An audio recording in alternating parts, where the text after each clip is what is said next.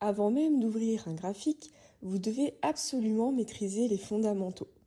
Nous allons commencer notre formation par les notions essentielles. Le premier point essentiel à comprendre est qu'une option n'est pas un pari. Une option est avant tout un contrat. Pour bien comprendre en quoi une option est un contrat, imaginez quelque chose de très concret. Une option est exactement comme une assurance habitation. Quand vous souscrivez une assurance, vous payez une prime. Cette prime correspond au prix que vous acceptez de payer pour être protégé contre un risque. Par exemple, un incendie ou un dégât des eaux. Avec les options, c'est exactement la même logique. Vous payez une prime qui correspond au prix de l'option pour vous protéger contre un risque, un événement défavorable, comme la baisse d'une action. Regardons maintenant les deux scénarios possibles. Premier cas, le sinistre n'arrive pas. Votre maison ne subit aucun dommage. Dans ce cas, l'assureur conserve la prime que vous avez payée. Il s'agit de son gain. Deuxième cas, le sinistre se produit.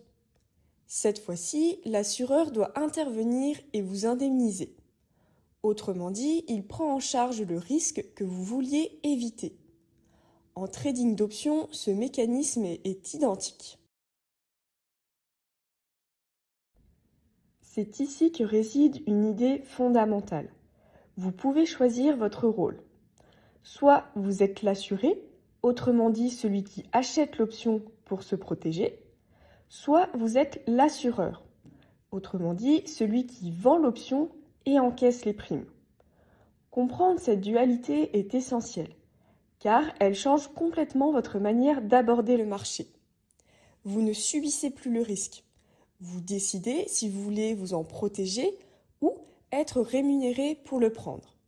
Et c'est précisément ce qui rend les options aussi puissantes. Nous arrivons maintenant à la fin de notre vidéo. En résumé, une option est avant tout un contrat basé sur une logique d'assurance. Vous pouvez choisir de payer pour vous protéger ou d'encaisser une prime en prenant le risque. Maîtriser cette mécanique, c'est poser les bases solides de votre compréhension du trading d'options. N'hésitez pas à regarder la vidéo à nouveau si besoin.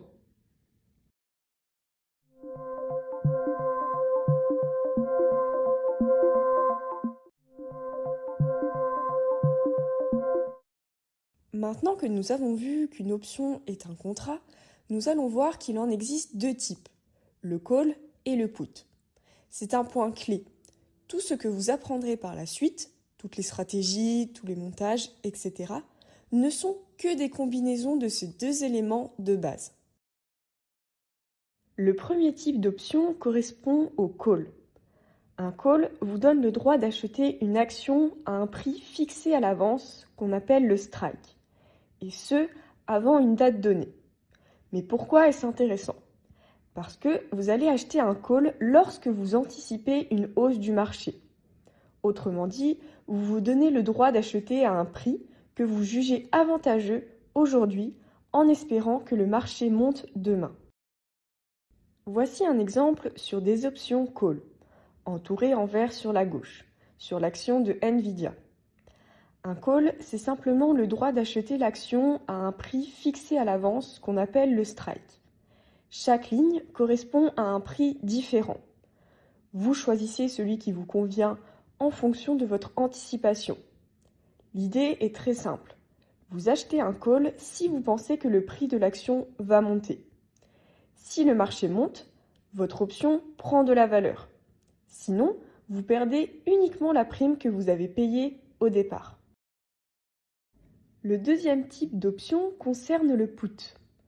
Un put vous donne cette fois le droit de vendre une action à un prix fixé à l'avance, toujours avant une date donnée. Et ici, la logique est inverse. Vous achetez un put lorsque vous pensez que le marché va baisser. Cela vous permet de sécuriser un prix de vente, même si le marché chute. Voici un exemple sur des options Put Nvidia, entourées en rouge sur la droite, qui jouent donc sur la baisse du marché. Un put, c'est les droits de vendre l'action à un prix fixé à l'avance, qu'on appelle le strike. Chaque ligne correspond à un prix différent, que vous pouvez choisir selon votre anticipation. L'idée est simple. Vous achetez un put si vous pensez que le prix de l'action va baisser. Si le marché baisse, votre option prend de la valeur. Et si le marché ne baisse pas, vous perdez uniquement la prime que vous avez payée. Pour conclure cette vidéo, reprenons l'idée fondamentale à retenir. Toutes les options reposent uniquement sur deux piliers, le call et le put. Le call est utilisé pour se positionner à la hausse. Le put est lui utilisé pour se positionner à la baisse. Il permet de vous protéger ou de tirer parti d'une baisse. Avec seulement ces deux outils, vous pouvez déjà comprendre toute la mécanique des options. Rappelons également que les options ne concernent pas uniquement les actions, mais aussi les autres actifs financiers comme les matières premières ou les devises. Si besoin, je vous invite à regarder cette vidéo à nouveau.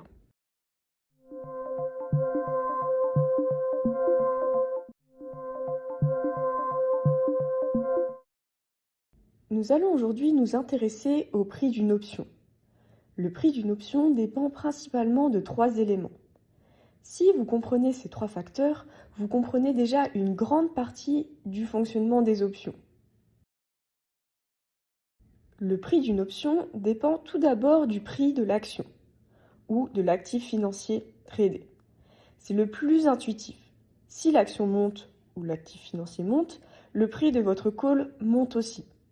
Et à l'inverse, si l'actif baisse, un put prendra de la valeur.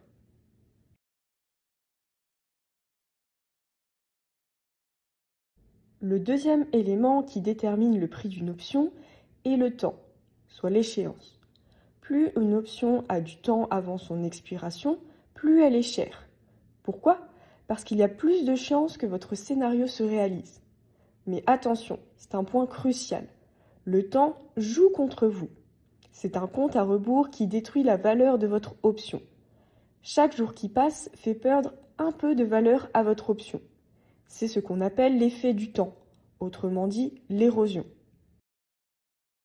Enfin, le troisième élément qui détermine le prix d'une option est la volatilité.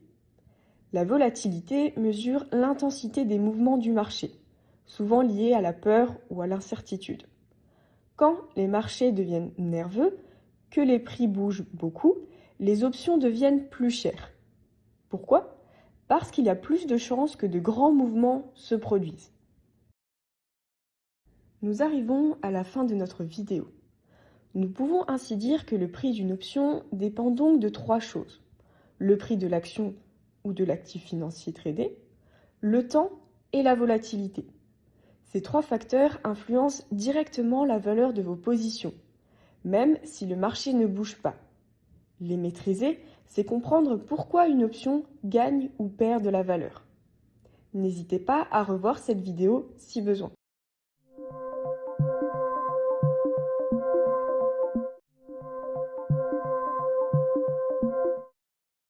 Nous allons aujourd'hui nous demander pourquoi le trading d'options est à la fois si puissant et si risqué. Pour cela, nous allons nous pencher sur ce qu'est l'effet de levier. Pour bien comprendre l'effet de levier, prenons un exemple.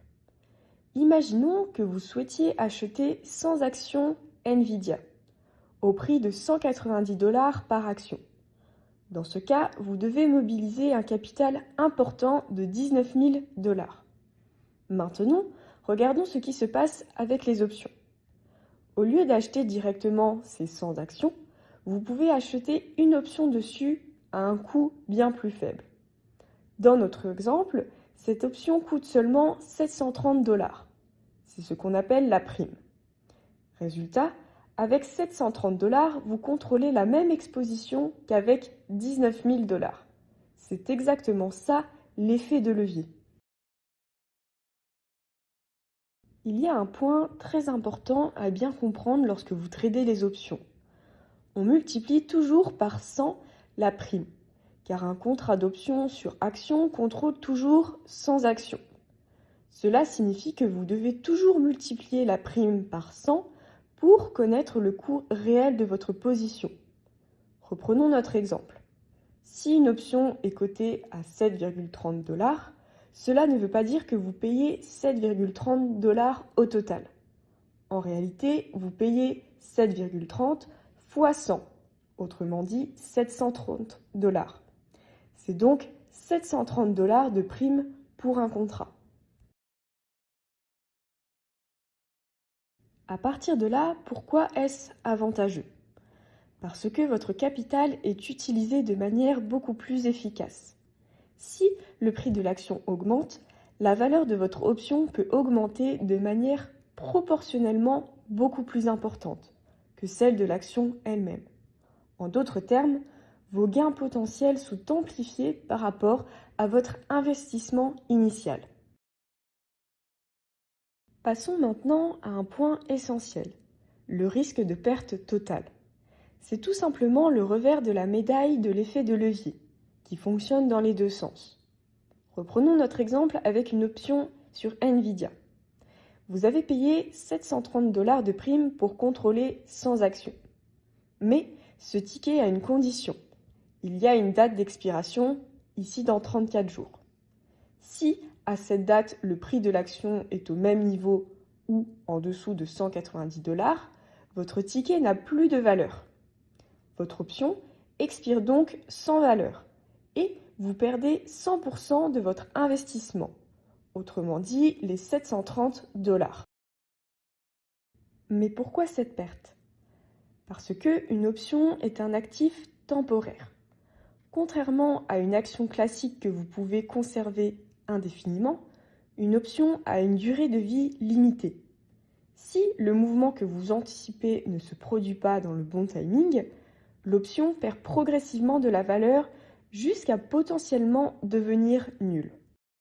Pour mieux comprendre ce phénomène, imaginez le jeu des chaises musicales. Dans ce jeu, la musique tourne puis s'arrête soudainement, et ceux qui ne sont pas assis à temps perdent. Le trading d'options fonctionne un peu de la même manière. C'est un jeu où le temps est une ressource qui s'épuise. Quand vous achetez une option, vous achetez du temps pour que votre scénario se réalise. Mais ce temps n'est pas infini. Chaque jour qui passe réduit vos chances que le prix atteigne votre objectif. Résultat, la valeur de votre option diminue progressivement, même si le marché ne bouge pas. Plus on se rapproche de la date d'expiration, plus cette perte s'accélère. Et à la fin, il ne reste plus rien si votre scénario ne s'est pas réalisé. Ce phénomène porte un nom, l'érosion temporelle. Reprenons les points essentiels pour conclure notre vidéo. Les options permettent de contrôler un actif avec moins de capital. Bien utilisé, l'effet de levier permet d'optimiser votre capital et d'augmenter vos performances. Mais il doit toujours être utilisé avec discipline et gestion du risque, car plus le levier est élevé, plus le risque l'est aussi. N'hésitez pas à regarder cette vidéo à nouveau si besoin.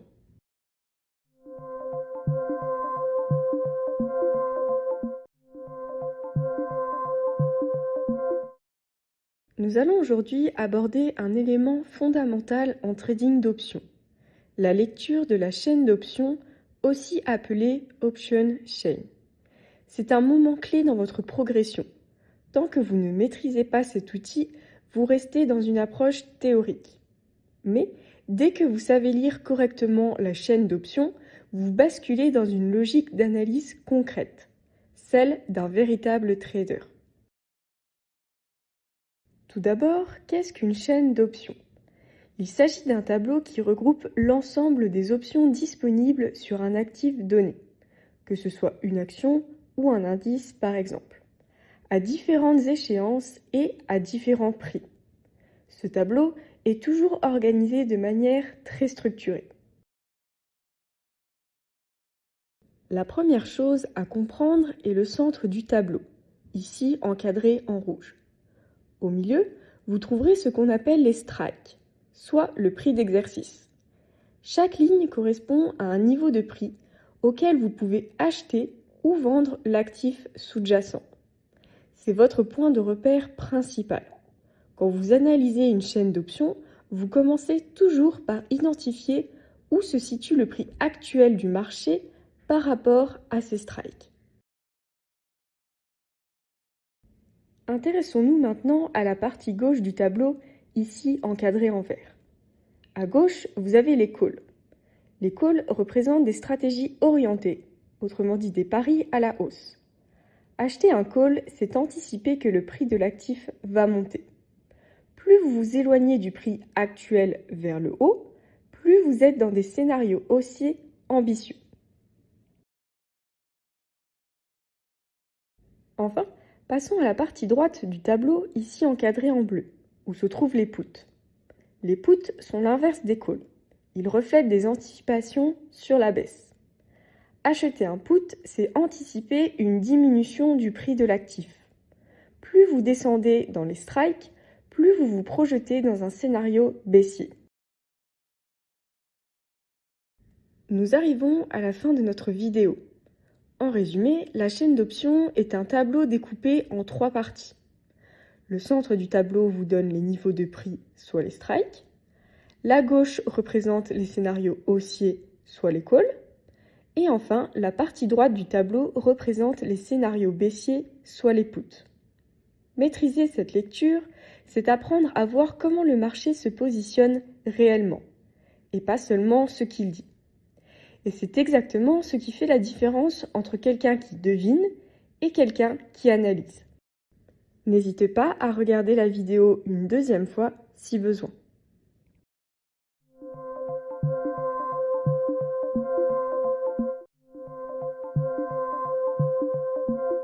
Dans cette vidéo, nous allons aujourd'hui aborder une notion essentielle en trading d'options. La différence entre une option in the money, ITM, et out the money, OTM.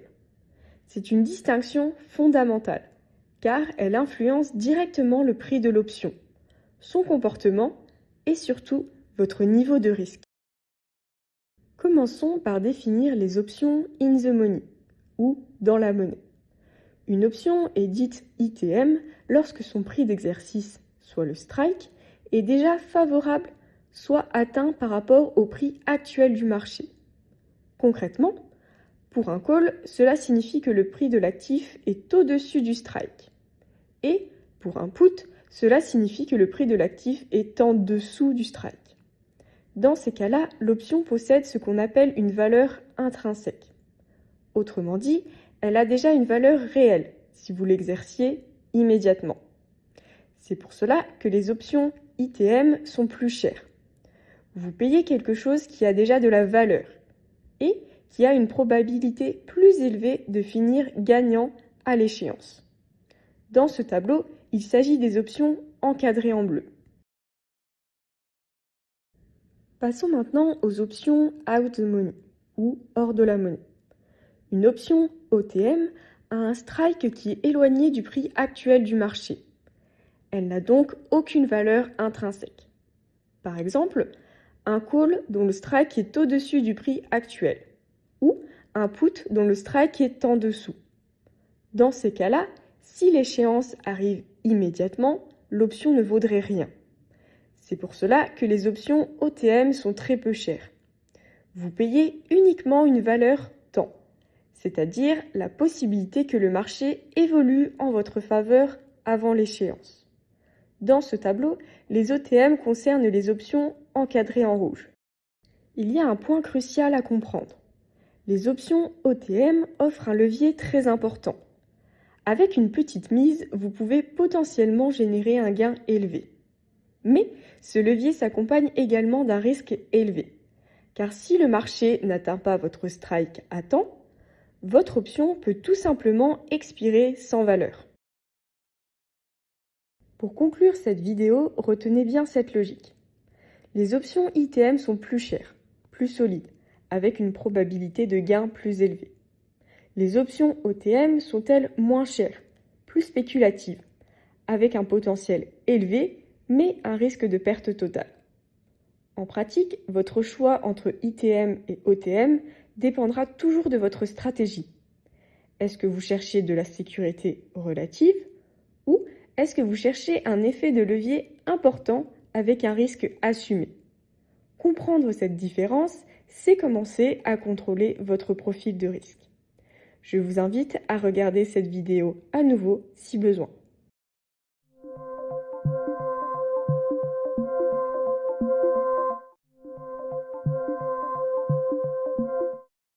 Maintenant que vous savez lire une chaîne d'options, il est essentiel de comprendre pourquoi le prix de votre option évolue même lorsque l'action ne bouge presque pas. Pour cela, nous allons aujourd'hui aborder une notion clé, le delta. Le delta mesure la sensibilité. Il vous indique à quelle vitesse le prix de votre option va évoluer par rapport au mouvement de l'action sous-jacente. Prenons un exemple très simple.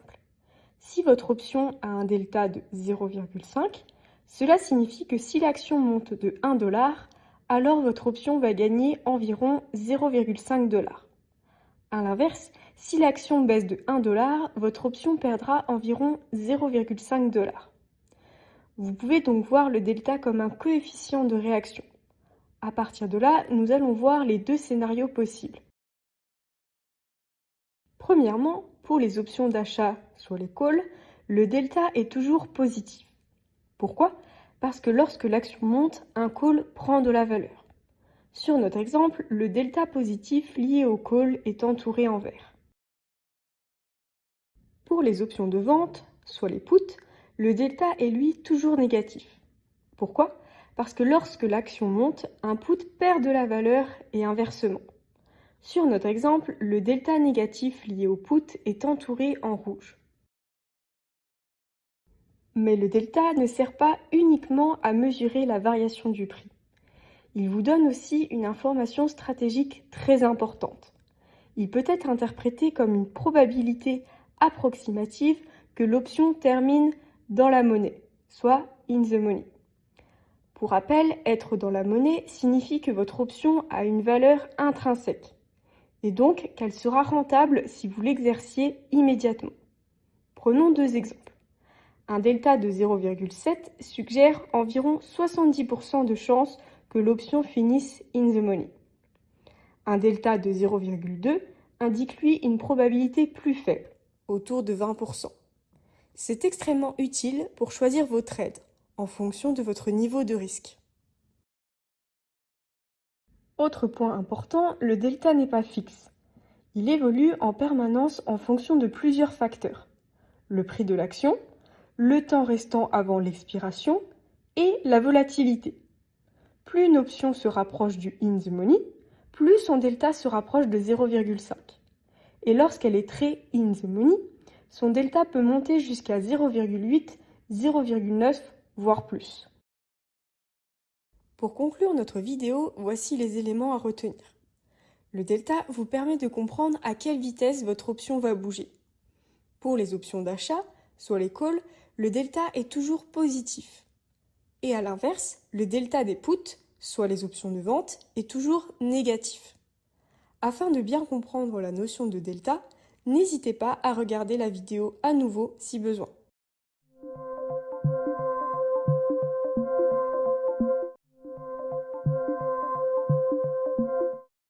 Maintenant que nous avons vu ce qu'était le delta, nous allons passer à une notion un peu plus avancée, mais tout aussi essentielle, le gamma. Le gamma, c'est ce qu'on appelle la vitesse du delta. Autrement dit, il ne mesure pas directement le mouvement du prix de l'option. Il mesure à quelle vitesse le delta lui-même va évoluer lorsque l'action bouge. C'est pour cela qu'on dit souvent que le gamma est le turbo de votre option. Prenons un exemple sur une option d'achat, soit un call, pour bien comprendre le gamma. Imaginons que votre option a un delta de 0,511 et un gamma de 0,021. Si l'action monte de 1 $, vous gagnerez 0,53 $, car 0,511 plus 0,021 est égal à 0,532, soit 0,53 $. Pour les options de vente, soit les puts, Le principe est exactement le même, mais inversé. Ici, le delta est négatif et le gamma va faire évoluer ce delta dans le sens opposé. Et donc, les mouvements sont symétriques, mais simplement inversés. Ce qu'il faut bien comprendre ici est que le gamma agit comme une accélération. Si le marché va dans votre sens, vous gagnez de plus en plus vite. A l'inverse, si le marché va contre vous, vous perdez de plus en plus vite. Pour résumer notre vidéo, si le delta vous dit combien vous gagnez, le gamma vous dit à quelle vitesse cela peut s'accélérer. Si le marché va dans votre sens, vous gagnez de plus en plus vite. Et à l'inverse, s'il va contre vous, vous perdez de plus en plus vite. C'est une notion clé pour gérer votre risque avec précision. Je vous invite à regarder la vidéo à nouveau si besoin.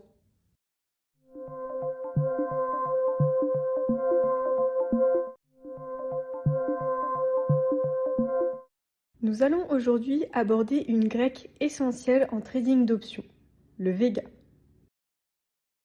Commençons par définir le Vega. Le Vega mesure la sensibilité du prix de votre option au changement de la volatilité implicite, aussi appelée IV. Concrètement, lorsque le marché panique, par exemple avant une annonce importante, ou anticipe un événement majeur, la volatilité augmente et les options deviennent plus chères. Pourquoi? Parce qu'il y a plus d'incertitudes et donc plus de potentiel de mouvement. Mais attention à un piège classique. Si vous achetez une option juste avant une annonce importante, vous la payez souvent très cher à cause d'un Vega élevé. Si, après l'annonce, la volatilité retombe, ce qu'on appelle le crush de volatilité, alors votre option perdra de la valeur, même si le prix de l'action ne bouge pas. Vous pouvez donc perdre de l'argent sans que le marché aille contre vous. Autre point clé, le Vega ne fonctionne jamais seul. Il dépend directement du niveau de volatilité implicite, dite IV. Autrement dit, le Vega est multiplié par l'IV. Si l'IV est faible, alors les options sont bon marché et le Vega est votre ami. A l'inverse, si l'IV est élevé, alors les options sont chères. On dit qu'il y a une prime de risque élevée. Et alors, le Vega devient votre ennemi. Petit conseil, surveillez le VIX, souvent appelé indice de la peur, pour avoir une idée du niveau global de volatilité. Prenons un exemple concret. Imaginons une IV de 33,8%. Cette IV de 33,8% signifie que le marché prévoit statistiquement une variation annuelle de l'action de 33,8%, à la hausse ou à la baisse. Dans notre exemple, le Vega est de 0,228. Il nous dit à quel point le prix de l'option est sensible à cette IV. Cela signifie que pour chaque variation de 1% de l'IV, notre option varie de 0,228 $.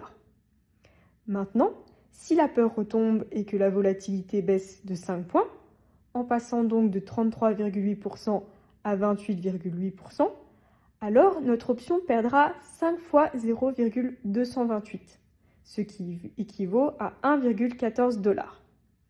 Il y aura donc une perte de 1,14 $ juste à cause de la baisse de la volatilité, sans même que le prix de l'action ne bouge.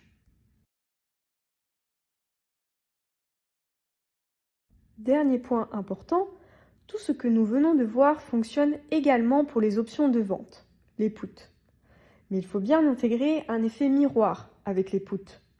Sur les calls, vous raisonnez avec des variations positives. Et donc, sur les puts, vous inversez simplement le sens avec les variations négatives. Nous arrivons à la fin de notre vidéo. Pour résumer, le Vega vous indique votre exposition à la peur du marché. Vous achetez lorsque la volatilité est basse, vous êtes vigilant lorsqu'elle est élevée, et surtout vous anticipez le crush de volatilité. Parce qu'en option, ce n'est pas seulement la direction qui compte, mais aussi le timing et la volatilité. Je vous invite à revoir la vidéo si besoin.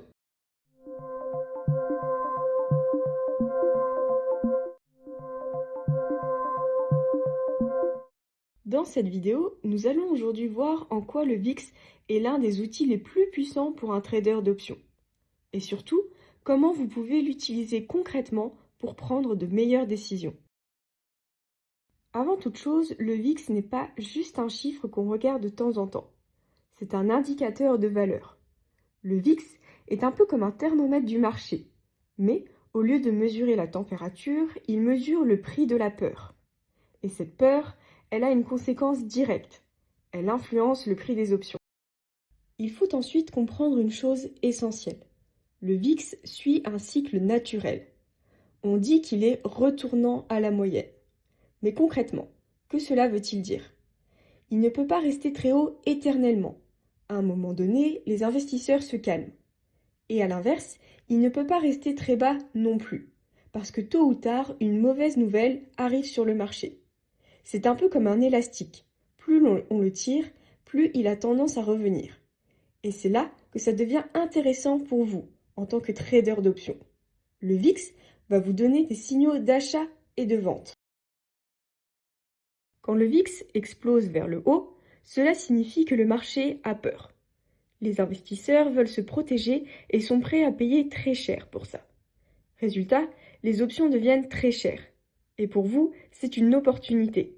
C'est le moment idéal pour vendre des options, car vous pouvez encaisser des primes élevées, avec un avantage statistique. La volatilité a en effet tendance à redescendre. A l'inverse, quand le VIX est au plancher et donc bas, le marché est calme, et parfois même trop calme. Les options ne coûtent presque rien. Et c'est là que vous pouvez en profiter pour acheter des options. Pourquoi? Parce que vous achetez à bas prix. Et si la volatilité remonte, la valeur de vos options peut augmenter fortement. C'est aussi un bon moment pour se couvrir à moindre coût. En résumé, le VIX est votre repère pour mesurer le sentiment du risque et ainsi déterminer si les options sont chères ou bon marché. Quand le VIX est élevé, vous privilégiez la vente pour encaisser des primes importantes. A l'inverse, quand le VIX est bas, vous privilégiez l'achat pour profiter de prix attractifs. Ce n'est pas un outil pour prédire le marché. Le VIX vous permet d'évaluer le prix du risque et ça, c'est un avantage clé en trading d'options. Si besoin, n'hésitez pas à regarder cette vidéo à nouveau.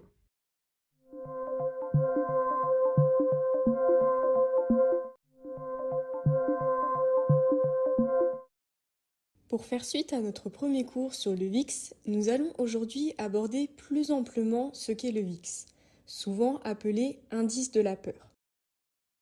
Le VIX est un indice qui mesure les attentes de volatilité du marché américain, en particulier sur le S&P 500 pour les 30 prochains jours. Le VIX ne vous dit pas dans quelle direction le marché va aller, mais à quel point les mouvements risquent d'être violents. Il mesure une attente et pas la réalité. Quand le VIX est bas, généralement sous les 15 à 20, le marché est calme, les investisseurs sont confiants, on parle de complaisance. Quand le VIX est élevé, au-dessus de 25 à 30, le marché anticipe de fortes secousses, souvent liées à des baisses. On parle ici de panique. Beaucoup pensent que le VIX influence le prix des options. En réalité, c'est l'inverse. Ce sont le prix des options, les calls et les puts, qui créent le VIX. Voyons comment cela fonctionne. Imaginez une situation de stress liée par exemple à une crise financière ou une annonce importante d'une banque centrale. Les investisseurs prennent peur. Pour se protéger, un phénomène appelé hedging, ils achètent massivement des options put sur le S&P 500 qui leur permet de se couvrir en cas de baisse. Cette demande massive de put fait alors augmenter le prix de ces options appelées la prime. À ce moment, le VIX détecte que ces options coûtent de plus en plus cher et en déduit que la volatilité implicite augmente. Résultat, le VIX monte en flèche. Penchons-nous d'abord sur le cas où le VIX monte, signifiant que la volatilité implicite augmente.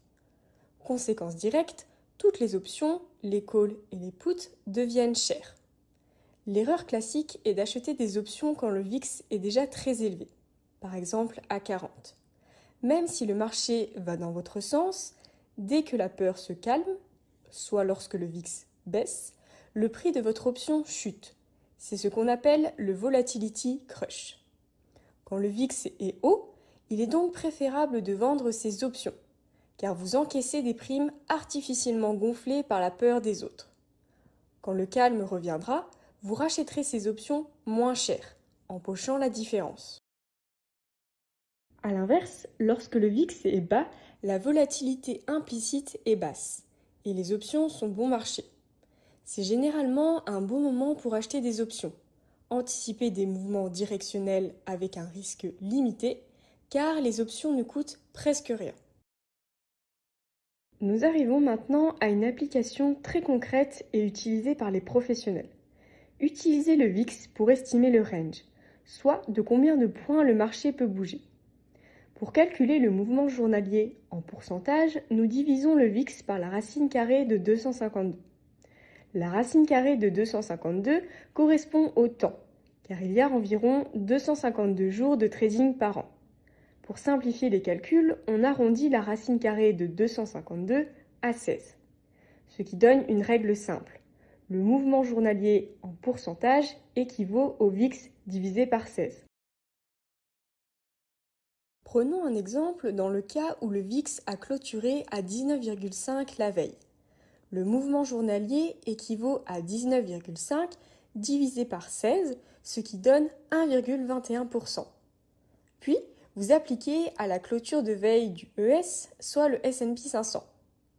Imaginons que le S a clôturé hier à 6860. Cela nous donne donc 6860 fois 0,0121, ce qui équivaut à 83 points. Le marché anticipe donc un mouvement de plus ou moins 83 points sur la journée par rapport à son cours de la veille dans 68% des cas. Il s'agit d'un écart type.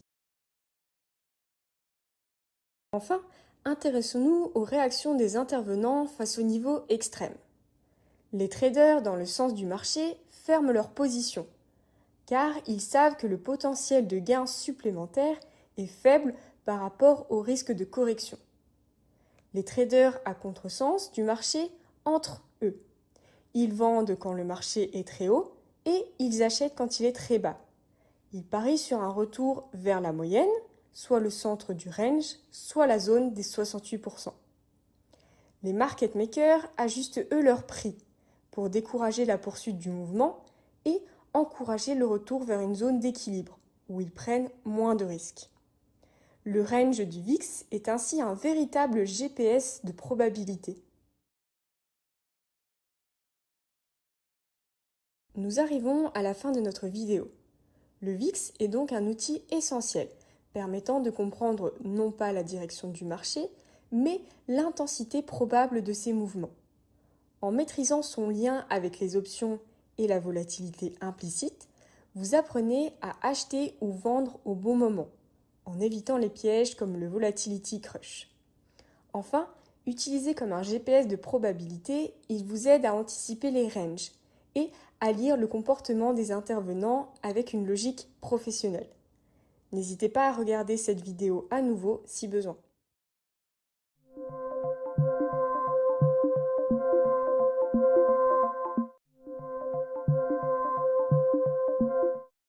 Jusqu'ici, nous étions concentrés sur les acheteurs d'options, ceux qui parient sur un mouvement rapide du marché. Nous allons maintenant changer de perspective en nous intéressant plus amplement à la vente d'options. Avant toute chose, revenons sur le principe fondamental du trading d'options. Quand vous achetez une option, vous payez pour un espoir. Vous êtes comme un assuré. Vous payez une prime et si rien ne se passe, vous perdez votre mise. En revanche, quand vous vendez une option, vous recevez immédiatement une prime. Vous devenez l'assureur. Et si rien ne se passe, vous gardez l'argent. Votre objectif est simple en tant que vendeur d'options, que l'option que vous avez vendue expire sans valeur à l'échéance. Et dans ce cas, vous conservez 100% de la prime. En tant qu'acheteur, vous avez besoin d'avoir raison sur le timing et la direction. Autrement dit, vous avez besoin que le marché évolue dans votre sens. Mais, en tant que vendeur, vous pouvez gagner dans plusieurs scénarios. Si le marché monte, s'il stagne, ou même s'il baisse légèrement, tant qu'il ne dépasse pas votre strike. Tant que le prix reste dans votre zone définie, vous êtes ainsi gagnant. C'est une approche beaucoup plus probabiliste. Vous vous souvenez du θ? Quand vous achetez une option, le temps joue contre vous. Chaque jour, vous perdez de la valeur. Mais, à l'inverse, quand vous vendez une option, le θ devient votre revenu. Chaque jour qui passe, l'option perd de la valeur. Et cette valeur vient dans votre poche. En tant que vendeur d'options, les Grecs prennent une nouvelle dimension. Elles deviennent vos alliés ou vos risques inversés. Premièrement, le θ axé sur le temps est votre meilleur ami, votre profit quotidien. Chaque jour qui passe vous fait gagner de l'argent, car l'option perd de la valeur. C'est l'inverse de l'acheteur. Deuxièmement, le Vega axé sur la volatilité, le risque, la peur, est votre ennemi. Un vendeur veut que le marché soit calme. Si la peur augmente sur le marché, les options deviennent plus chères et vous perdez de la valeur latente, car vous devrez racheter l'option plus chère pour fermer votre position. Troisièmement, le gamma axé sur l'accélération est votre plus grand risque. Si le marché bouge trop vite, le delta change trop brutalement. C'est le risque d'un emballement durant lequel vous êtes obligé de courir après le marché pour vous protéger. Votre position peut ainsi se dégrader rapidement. Enfin, le delta axé sur la probabilité est votre zone de sécurité. En vendant des options, vous choisissez souvent un delta faible, par exemple 0,20, qui donne environ 80% de chances que l'option expire sans valeur. Nous arrivons maintenant à la fin de notre vidéo. Vendre des options, ce n'est pas chercher un gros coup, c'est encaisser des primes, jouer les probabilités et laisser le temps travailler pour vous. Vous passez d'une logique de pari à une logique d'avantage statistique. Si vous comprenez cela, vous venez de franchir un cap majeur dans votre progression. Je vous invite à revoir cette vidéo si vous en ressentez le besoin.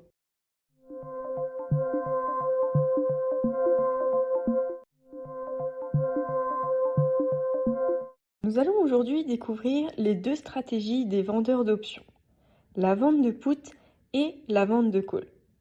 Vendre des options, c'est gérer des probabilités. Vous ne jouez pas pour le gros coup du siècle, mais vous jouez pour l'accumulation constante de petites primes. C'est le métier des banques et des fonds de pension. Ils ne parient pas sur une direction, ils parient sur le fait que le marché ne fera pas d'excès. Commençons par la vente de put.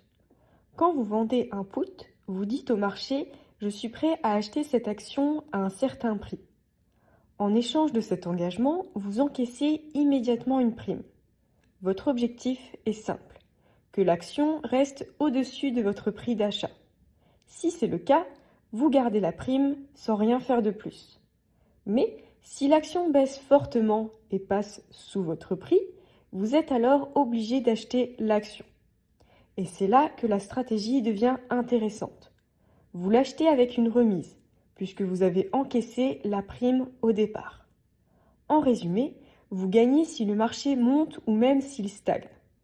Et si le marché baisse, vous achetez une action que vous vouliez à un meilleur prix. Regardons maintenant la courbe de profit et de perte, aussi appelée PNL de la vente de put. Cette courbe montre combien vous gagnez ou perdez quand vous vendez un put. Tant que le prix de l'action reste au-dessus de votre prix, vous gagnez de l'argent et vous gardez toute la prime. Quand la courbe commence à descendre, cela signifie que le prix de l'action baisse trop. À ce moment-là, vous commencez à perdre parce que vous devrez acheter l'action plus cher que sa valeur actuelle. Il y a un point important à comprendre. C'est le moment où vous ne gagnez ni ne perdez. Bonne nouvelle, ce point est plus bas que votre prix de départ, grâce à la prime encaissée. Et donc, vous avez un petit coussin de sécurité. Passons maintenant à la deuxième stratégie des vendeurs d'options, la vente d'un call. Ici, la logique est différente. Vous possédez déjà l'action et vous louez vos titres. Votre objectif est que l'action ne monte pas trop fortement. Si elle reste stable ou monte légèrement, alors vous gardez vos actions et vous conservez la prime encaissée. Mais si l'action dépasse un certain niveau, vous devez vendre vos actions. Et ce n'est pas forcément une mauvaise chose, puisque vous réalisez une plus-value sur vos actions et vous avez encaissé la prime en plus. Regardons maintenant la courbe de profit et de perte, aussi appelée PNL, de la vente de call. Cette courbe montre combien vous gagnez ou perdez quand vous vendez un call. Votre objectif est que le prix de l'action baisse ou stagne, car vous gardez vos actions et vous encaissez la prime. Quand la courbe commence à descendre, cela signifie que le prix de l'action monte trop. À ce moment-là, vous devez vendre vos actions à un prix fixé à l'avance. Et c'est là qu'il faut bien comprendre que vous ne perdez pas vraiment, mais vous gagnez moins que prévu. Pourquoi ? Parce que si l'action monte fortement, vous ne profitez plus de toute la hausse. Nous arrivons à la fin de notre vidéo. Pour résumer, lors de la vente d'un put, vous gagnez de l'argent tant que l'action reste au-dessus de votre prix. Si l'action descend trop bas, alors vous êtes forcé d'acheter l'action, mais avec une remise, soit la prime encaissée. Et lors de la vente d'un call, vous possédez déjà l'action. Vous voulez vos titres. Si l'action ne monte pas trop, vous gardez vos actions et la prime. Si l'action monte trop, vous devez vendre l'action sur laquelle vous faites toutefois une plus-value en plus d'encaisser la prime. Si besoin, n'hésitez pas à regarder cette vidéo à nouveau.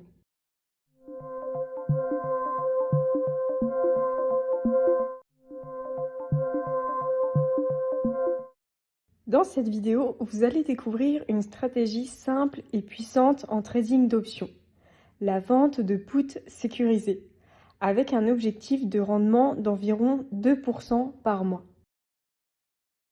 La vente d'un put sécurisé consiste à s'engager à acheter 100 actions d'un sous-jacent à un prix fixé à l'avance, appelé le strike, et ce, avant une date donnée, appelée l'échéance. En échange de cet engagement, vous recevez immédiatement une prime. C'est donc une stratégie où vous êtes payé dès le départ. Cette stratégie est dite sécurisée, car vous conservez en liquidité la somme totale nécessaire pour acheter les actions si vous y êtes contraint. Autrement dit, vous prenez un engagement que vous êtes capable d'honorer. Cette approche fonctionne particulièrement dans un marché stable ou légèrement haussier. Pourquoi ? Parce que vous voulez que le prix reste au-dessus de votre strike ou ne baisse pas fortement. Pour viser un rendement d'environ 2% par mois tout en maîtrisant le risque, nous utilisons les réglages suivants. Premièrement, l'échéance dite DTE est de 30 à 45 jours. Elle optimise la décroissance temporelle, soit le θ, qui s'accélère durant cette période.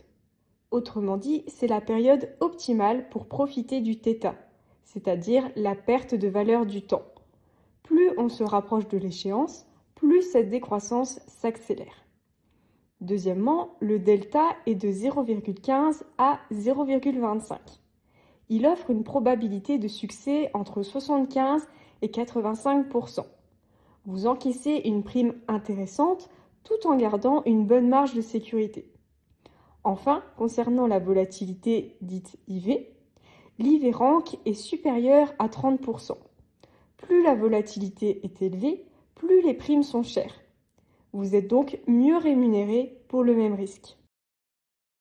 Passons maintenant au facteur de succès numéro 1, le choix des actions, des sous-jacents.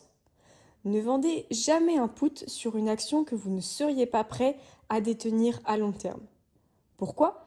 Parce que vous pourriez être obligé de l'acheter.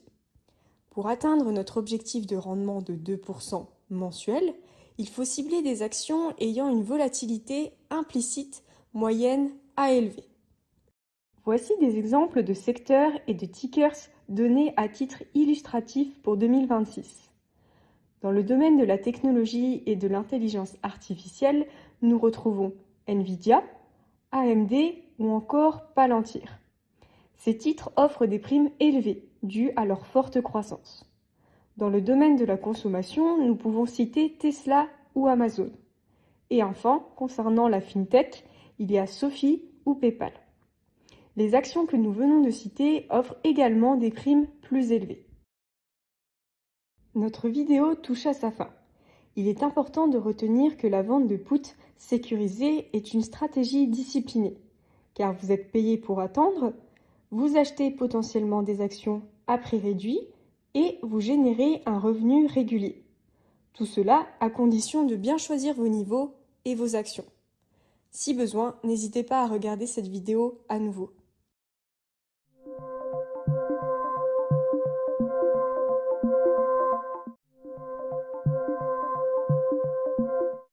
Maintenant que nous avons vu les fondements de la stratégie, nous allons aborder un exemple concret pour bien comprendre comment l'appliquer dans la réalité. Tout d'abord, vous identifiez une entreprise de qualité, ici Nvidia, et vous vous dites que vous seriez ravi d'acheter une action à 200 $. Cette première étape est clé, car vous choisissez un prix d'achat qui vous convient réellement. Vient la seconde étape où vous passez à l'action. Vous vendez un contrat put avec un strike à 200 $ et une échéance entre 30 et 45 jours. Concrètement, vous vous engagez à acheter 100 actions à 200 $ si nécessaire. Par la suite, dès que vous ouvrez la position, vous recevez immédiatement 9,10 $ par action, soit 910 $ pour le contrat, car un contrat équivaut à 100 actions. Vous êtes ainsi payé dès le départ. Regardons maintenant la performance. Le capital mobilisé est de 20 000 $, car 200 x 100 équivaut à 20 000. Votre gain potentiel est de 910 $ sur les 20 000 $, ce qui représente un rendement de 4,55% en 35 jours, étant donné que l'échéance de notre exemple est de 35 jours. Si on ramène cela au mois, le rendement est d'environ 3,9%. Enfin, penchons-nous sur les 3 scénarios possibles de ce trade. Scénario numéro 1, le succès. Nvidia reste au-dessus de 200 $. À partir de là, l'option expire sans valeur. Vous conservez l'intégralité de la prime de 910 $. Vos liquidités sont libérées et vous pourrez recommencer l'opération le mois suivant. Scénario numéro 2, l'assignation. Nvidia chute fortement sous les 200 $. Ici, vous êtes obligé d'acheter les 100 actions à 200 $. Votre prix de revient réel est de 190,90 $, ce qui équivaut à 200 moins 9,10 de prime. Vous possédez maintenant des actions de qualité, avec une cote. Vous pouvez alors passer à la stratégie Covered Call, qui consiste à vendre des appels sur vos titres pour continuer à générer des revenus. C'est ce qu'on appelle la stratégie de la roue, The Well, que nous verrons plus tard dans une prochaine vidéo. Scénario numéro 3, l'ajustement, dit rolling. Nvidia s'approche du strike. C'est une stratégie que nous n'utilisons jamais pour notre part. Si vous ne voulez pas être assigné, vous pouvez effectuer un rolling, soit un roulement. Vous rachetez votre option actuelle et en revendez une autre avec une échéance plus lointaine et ou un prix d'exercice plus bas, idéalement pour un crédit supplémentaire.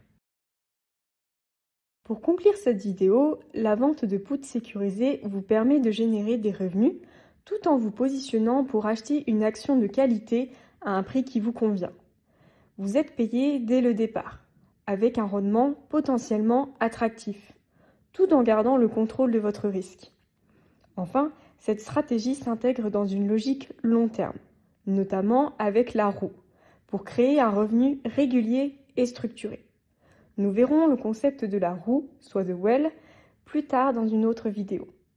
N'hésitez pas à visionner à nouveau cet exemple pour bien comprendre la stratégie.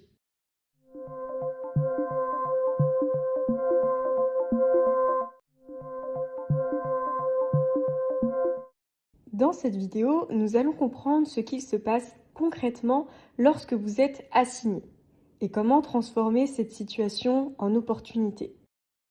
Si votre put est in the money, soit ITM, à l'expiration, cela signifie que le prix de l'action est en dessous de votre strike. Dans ce cas, vous êtes automatiquement assigné.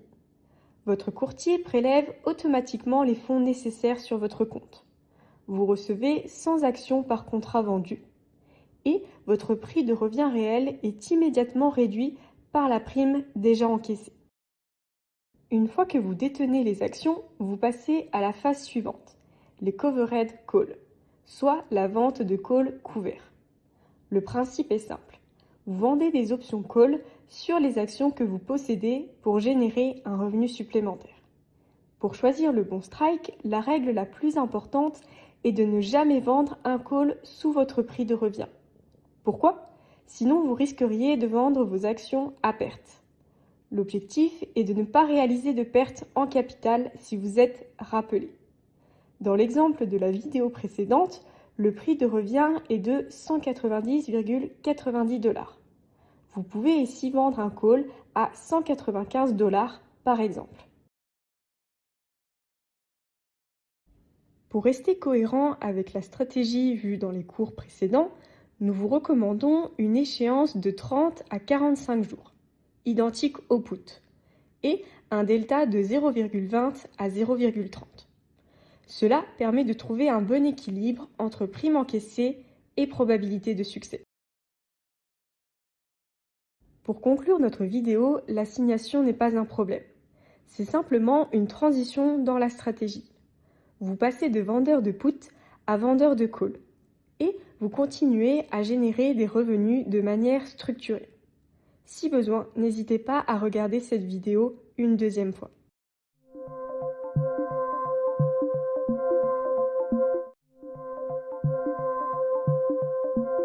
Dans cette vidéo, vous allez découvrir une stratégie complète, utilisée par de nombreux traders, The Well, autrement dit la roue.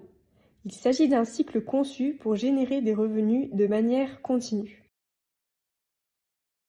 The Well est une stratégie simple qui consiste à enchaîner deux opérations, vendre des puts puis vendre des calls, dans un cycle continu. L'objectif est de générer des revenus réguliers mois après mois. Première étape, vous commencez par vendre un cash secured put. Deux cas sont possibles. Premièrement, si vous n'êtes pas assigné, vous gardez la prime et vous recommencez. Deuxièmement, si vous êtes assigné, vous achetez et possédez les actions. Et vous pouvez passer à l'étape suivante. Étape numéro 2, une fois que vous possédez les actions, vous vendez un covered call.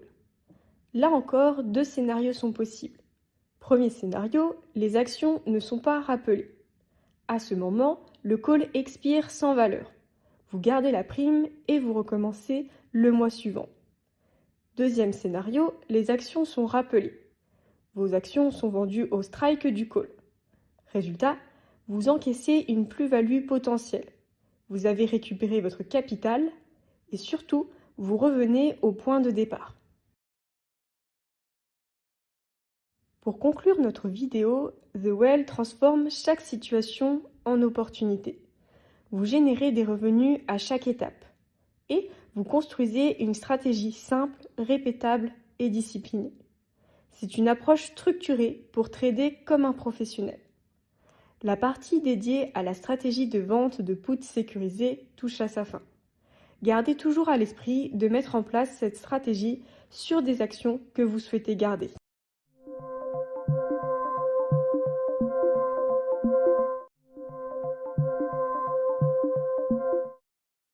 Nous allons aujourd'hui nous intéresser au GEX. Imaginez que vous puissiez regarder sous le capot du moteur de la bourse. Pas juste le prix, mais les forces cachées qui le font bouger. C'est exactement ce que permet le GEX. C'est une mesure de la mécanique forcée du marché. Pour comprendre le GEX, vous devez comprendre qui est de l'autre côté de votre trade. Quand vous achetez une option, par exemple un call, quelqu'un vous la vend. Ce quelqu'un, c'est généralement un market maker. Mais attention, le market maker ne cherche pas à gagner contre vous. Son objectif, c'est d'être neutre. Quand il vous vend un call, il prend un risque. Si le marché monte, il perd de l'argent. Pour compenser ce risque, il va acheter l'action sous-jacente. C'est ce qu'on appelle le delta hedging. C'est ici que le GEX entre en jeu. Il mesure l'impact global de tous ces ajustements forcés sur le marché. Le premier type de GEX est le GEX positif, appelé le stabilisateur. C'est le régime de marché le plus fréquent. Ici, les market makers sont long gamma. Ils ajustent leur couverture pour calmer le marché. Si le prix baisse, ils achètent, et si le prix monte, ils vendent. Le prix a tendance à rester dans une zone. Il a du mal à franchir les gros niveaux. La volatilité diminue. On observe souvent des rebonds sur des niveaux clés. La stratégie est de privilégier le range trading, en achetant les supports et en vendant les résistances. Le second type de GEX est le GEX négatif, appelé l'accélérateur. Ici, on entre dans une zone beaucoup plus dangereuse, souvent sous le gamma flip. Les market makers sont short gamma. Leur comportement devient procyclique. Si le prix baisse, les market makers doivent vendre encore plus pour rester neutres. Et si le prix monte, ils doivent acheter encore plus et massivement. Résultat, ils amplifient le mouvement. C'est ici que naissent les crashs, soit une baisse rapide et violente du marché, les short squeeze, soit une hausse violente et rapide du marché, ou encore les grosses impulsions, soit des mouvements forts, rapides et directionnels, mais pas forcément aussi extrêmes que les scratchs et les squeezes. Face à cela, la stratégie est de suivre la tendance, ce qu'on appelle le momentum trading. Vous évitez ainsi de trader contre le mouvement. Pour trader avec le GEX, retenez 3 repères essentiels. Le premier repère est le gamma flip, soit le zéro gamma. C'est la frontière entre deux mondes. Au-dessus, le marché est calme, en dessous, le marché devient instable. C'est un véritable changement de régime. Le deuxième repère est l'absolute gamma peak. C'est le niveau où l'exposition gamma est la plus forte. Le prix a tendance à être attiré vers ce niveau, surtout à l'approche des expirations, soit l'OPEX. On parle souvent d'un effet aimant. Le troisième repère concerne les put walls et les call walls. Il s'agit des zones de concentration massive d'options. Elles agissent comme des barrières. Le prix a du mal à les franchir. Ces barrières peuvent même provoquer des rejets violents. Dans le cadre de l'utilisation du GEX, 2 scénarios peuvent arriver. Scénario numéro 1, le breakout. Si le prix approche une résistance et que le GEX est fortement positif, il y a de fortes chances que le prix rebondisse à la baisse, car les market makers vendent pour se couvrir. A l'inverse, avec un GEX négatif, le breakout peut devenir explosif. Scénario numéro 2, le cas des expirations, avec les ODTE, soit les options qui expirent aujourd'hui. Les jours d'expiration, les market makers ajustent fortement et ou ferment leur position. Si le GEX est concentré sur un strike précis, le prix a tendance à coller à ce niveau en fin de séance, autrement dit à 22 h pour la clôture US. C'est ce qu'on appelle le pinning. Nous arrivons à la fin de notre vidéo. Retenez ceci. En gamma positif, vous cherchez des retournements. En gamma négatif, vous suivez la tendance. Enfin, le zéro gamma marque le changement de régime entre le gamma positif et négatif. Le GEX ne prédit pas le marché, mais il vous montre comment il est forcé de bouger. Et ça, c'est un avantage énorme. Si besoin, n'hésitez pas à regarder cette vidéo à nouveau.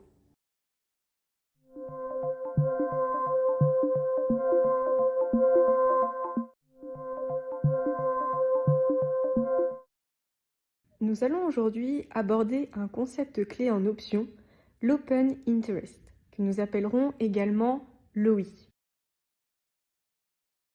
Contrairement au volume, qui mesure le nombre d'échanges réalisés sur une journée, l'OI représente le nombre total de contrats d'options encore ouverts, c'est-à-dire non clôturés.